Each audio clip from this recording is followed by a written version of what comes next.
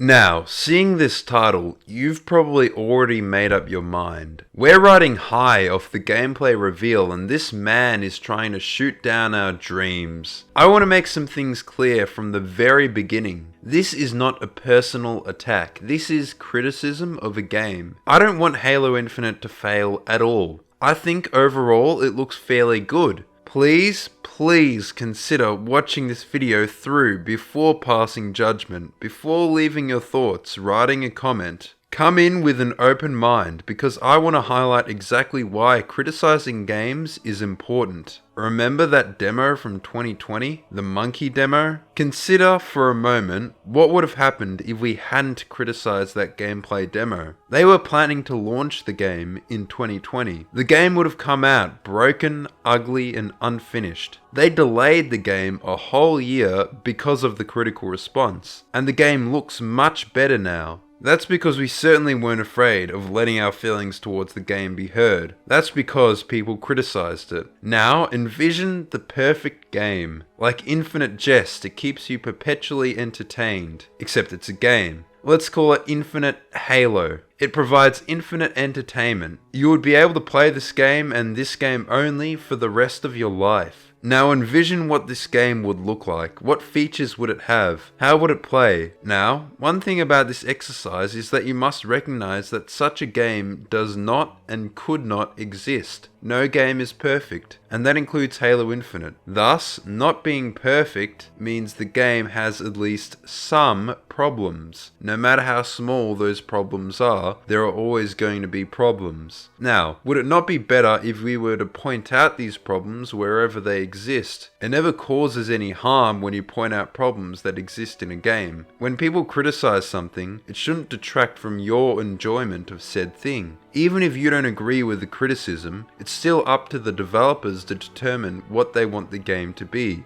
All games are different, and not everybody is going to enjoy every game. I specifically want to highlight in this video some attitudes which I think are not helpful to producing a better game. Now, I think there's a problem with people shilling Halo Infinite. What do I mean by shilling? A shill is a swindler who pushes a certain product, a system or belief, anything really, who poses as a genuine customer or member of the audience, often done for personal gain of some kind. Now, I don't think we have literal shills. Of course, 343 are not paying people to push consensus regarding the game. I don't think Microsoft are running some MK Ultra psyops to market their game. But there are people going to irrational lengths to shoot down and deflect criticism of this game. And there are people promoting this kind of attitude and pushing this senseless hype. This hyperbole. The real reason this is happening is because people are excited for the game. The hype is at critical mass. Any criticism towards the game is taken as a personal attack, and the crowds lash out in defense, a knee-jerk reaction. The worst part of it, for me, is that I've seen this all before. I've seen this exact kind of blind hype countless times before. I feel like most of the people who are acting this way are on the younger side. They've yet to be majorly disappointed. Are we so quick to forget what happened with Cyberpunk? It was one of the most anticipated games in history. It had been teased for years and they let excitement for the game grow to monolithic levels. Any critics of the game were flooded by an army of angry fans.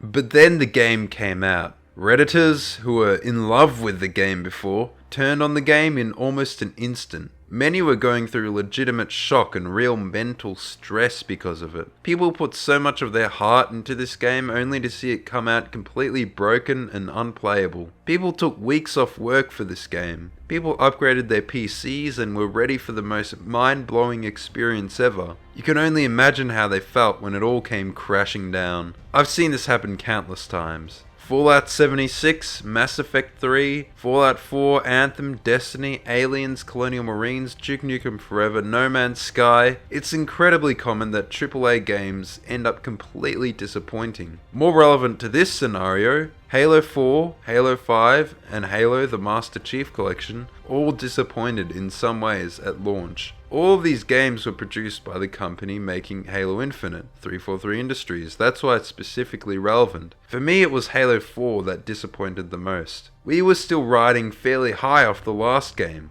Sure, Halo Reach had its issues. It wasn't as good as Halo 3. It seriously affected the competitive scene. It had major balance issues like the completely broken DMR. But it was still overall a good game. I had heaps of fun in Invasion, Infection, Big Team Battle, Team Snipers, custom games. I basically just avoided competitive and free-for-all. Squeaker ShreddedNerd was majorly hyped for Halo 4. It was all he could think about back in 2012. There were some minor concerns. Halo was the enemy of Call of Duty at the time, so why were they implementing these features from Call of Duty? Hit markers, loadouts, ordnance drops? Ultimately, it didn't matter.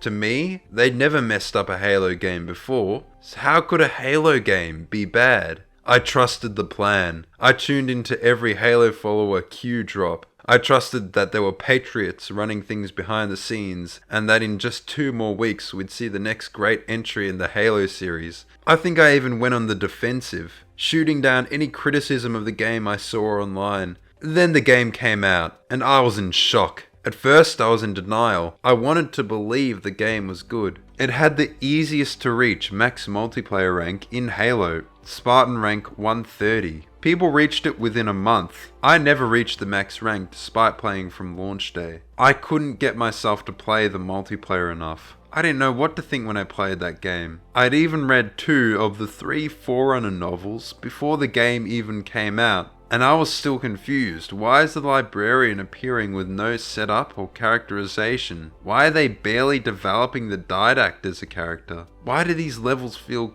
so contrived? Floating platforms put there especially for me? I mean, he can materialize them at will and make them disappear at any time. He's right there. Why is he letting me beat him? Just vaporize the platform below me. So many things just didn't make any sense to my child mind. But the truth set in over time. Halo 4 simply isn't very good. I was excited for MCC as well. They were games I already loved. I even bought an Xbox to play it, among other next-gen games. We all know how that game launched. Just how long it took to clean that up. Years it took. Years. By this point, I was already critical of 343. What surprised me was seeing people's defense of 343 and their failures. Oh well. I'll just let the dislike bar tell you what people think of 343's superior storytelling and campaigns. # Operation Halo. My main questions were why? Why does us criticizing the game and its handling hurt the game? How does it make the game worse? And what do you gain from defending the game? A game doesn't get better because people apologize for it and defend its failures. It improves because of criticism. This was Bungie's view back in the day. I mean, especially when you talk about any creative enterprise. If you somehow believe that what you're doing is the greatest thing ever all the time, it's absolutely not going to be the greatest thing ever. Here's the thing. Pretty much everything that people are like yell about and make a big deal about, they're right in the sense that we're somehow falling short of what we should have done. Like they had an experience that they didn't like and they're yelling about it. I think it's very difficult to actually go from that to the diagnosis of what you should do. Yeah. But like when people get up in arms about something on the internet, it's usually for a reason. I would say it's almost always for a reason, like deep down. Like we pay attention to that. Of course, Halo 5 launched in a bare-bones state. It had an awful campaign. The Forge was good, and the multiplayer was decent, but people eventually went back to Master Chief Collection. Halo 5 never had a huge player base. They didn't show players in-game, and they struggled to stay in the Xbox top 10. Right now, Halo MCC has a much more thriving population than Halo 5. Halo 5 was highly flawed, with a few redeeming moments. In fact, I see many parallels between the same damage control and defense Halo 5 received back in the day and what Halo Infinite is receiving now. Obviously, it's not going to be identical to Halo 5. Halo Infinite is shaping up to be a much better game. What's interesting is that Halo 5 was marketed as a return to form for Halo. They were bringing back even starts and arena-style gameplay. They had a focus on competitive gaming. Honestly, the marketing was very similar in some ways ways to Halo Infinite about how they'd marry elements of classic Halo with these new features that were in every other game and were the flavor of the month at the time. Ever since Titanfall and Call of Duty Advanced Warfare, every game has wanted to have advanced mobility. Anyway, following the launch of Halo 5, criticism of Halo games was widespread and broad. It was the common opinion among Halo fans to criticize Halo 5. This continued especially with the Monkey demo from last year. It was only until the recent Halo multiplayer demo that we finally saw a return to the exact same hype cycle. People react with hype before every release and are always disappointed upon release when they hype things up. There's a reason the term hype comes from hyperbole, meaning literally shit talking. But yeah, release is when people start criticizing. But we should be doing better to not promote this hyper-reactive and emotive thinking. So, who are the shills? Or perhaps a better way to put it, who are the ones creating unrealistic expectations for Halo Infinite? Who are the hype beasts who see everything and go, "Yo, this is the craziest thing ever, dude"? I think that excitement for a game is entirely normal, but you should at least give some airtime to potential issues with a game. You should at least accept that it's not going to be perfect. I like to call this phenomenon toxic positivity. Although the word toxic is totally overused, it is accurate in this case. I think a lot of these people are on the younger side. Like I said, they've yet to be majorly disappointed, so will overlook issues in a game. There are also YouTubers who benefit from hype to this game. Less controversial or critical opinions leads to more likes and thus you perform better in the algorithm. Again, I have absolutely nothing against any other YouTubers. I understand entirely that they are excited for the game. I don't think they're faking enthusiasm to get views or anything like that. I think people like Ubernick, for example, are authentic in the views towards the game and their excitement they have for it. In fact, I think that he made a very interesting point in a video of his. He pointed out how people were instantly jumping on a video of his from a negative viewpoint and disliking the video before even watching. Yes, this is Ubernick, of all people, being downvoted for appearing too harsh on the newest Halo game. Once it's gotten to that point, we need to really be questioning how healthy this hype is. Of course, in this video it's chalked up to people being excited, which is a good thing. But, as I explained with Halo 4 and 5, getting too excited can often lead to greater disappointment, which could serve to damage the game's player base and population and reputation more in the long term. I made this video regarding my concerns for Halo Infinite. It's currently sitting at around 50% like to dislike ratio. It's not in the complete red zone, where the like bar looks like JB's dick, or it's a lightsaber. It's in the middle, meaning it's contentious. I was concerned about some things I pointed out about Halo Infinite.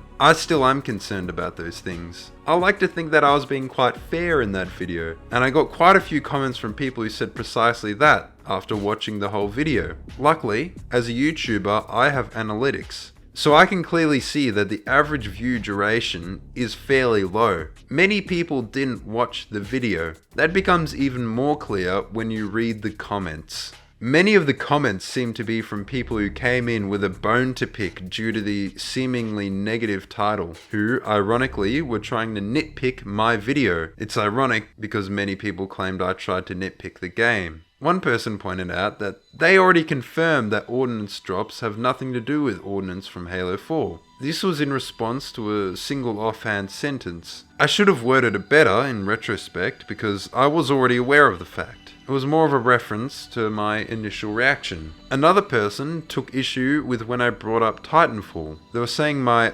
supposed comparison to Titanfall was inaccurate. Here's the thing, I wasn't trying to say this game looks like Titanfall. I was simply pointing out that other people did think so. This was to make the point that some people are confused as to what kind of game this is.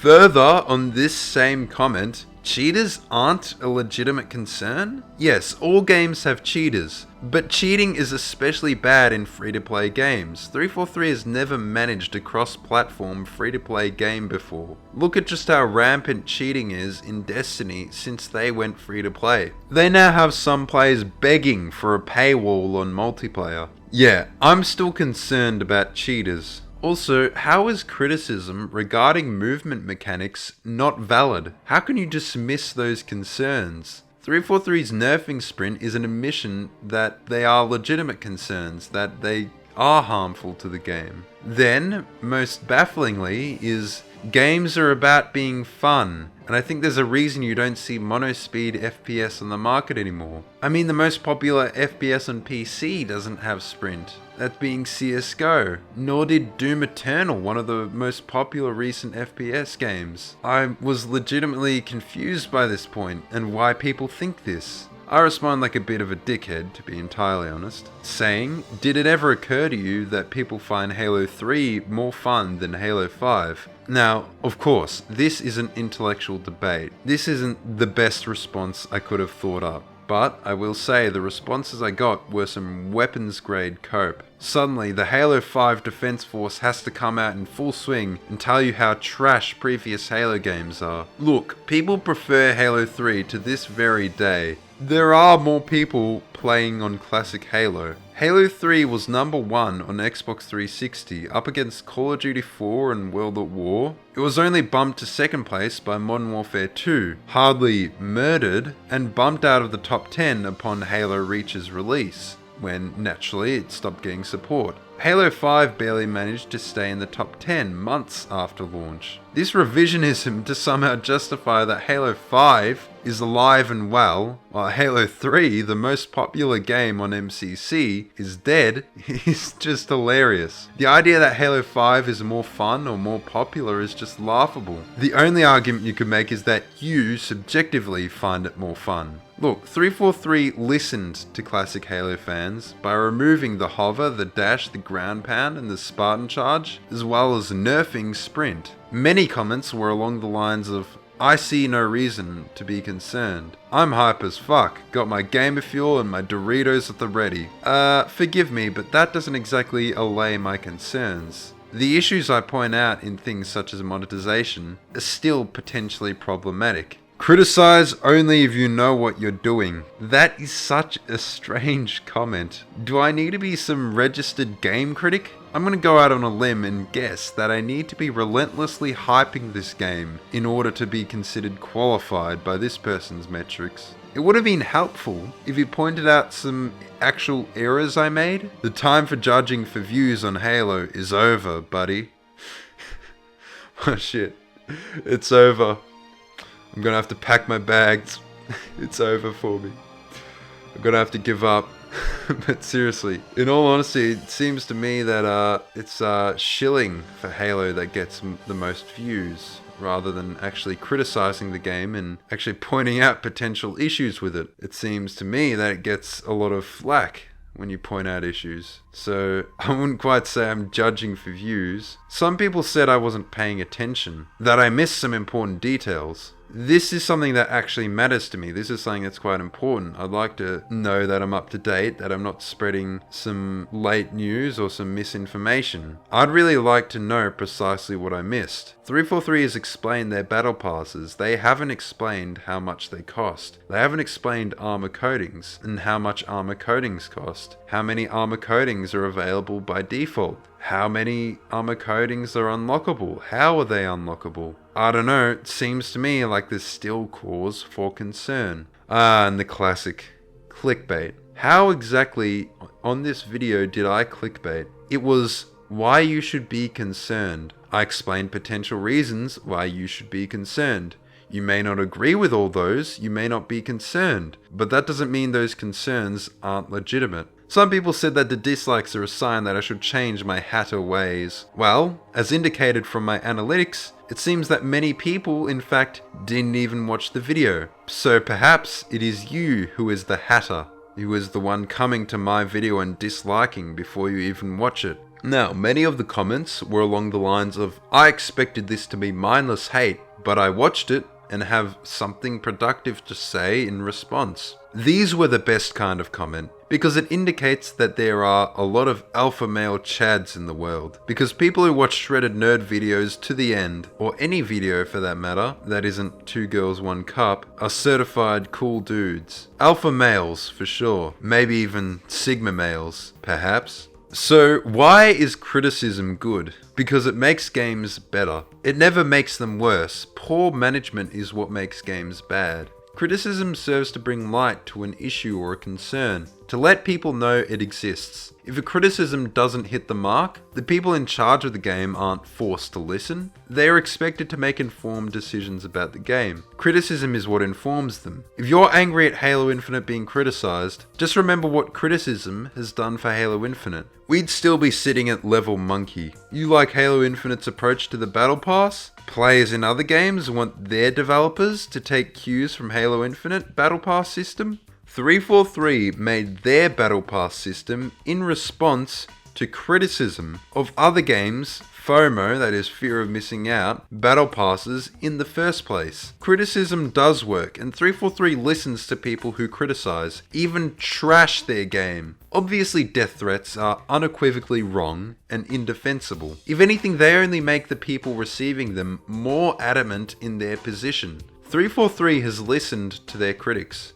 With the nerfing of Sprint that I already touched on, as well as their massive focus on equipment, it almost sounds like somebody at 343 has been watching Favin. So go ahead and critique to your heart's content. Feel free to critique my video, so long as it's fair and so long as it seems as though you've actually engaged with the content of my video. If you made it this far, write powerful in the comments. Also like and subscribe with the bell on to join the nerd army, approaching 6,000 strong. Thanks for watching, and goodbye.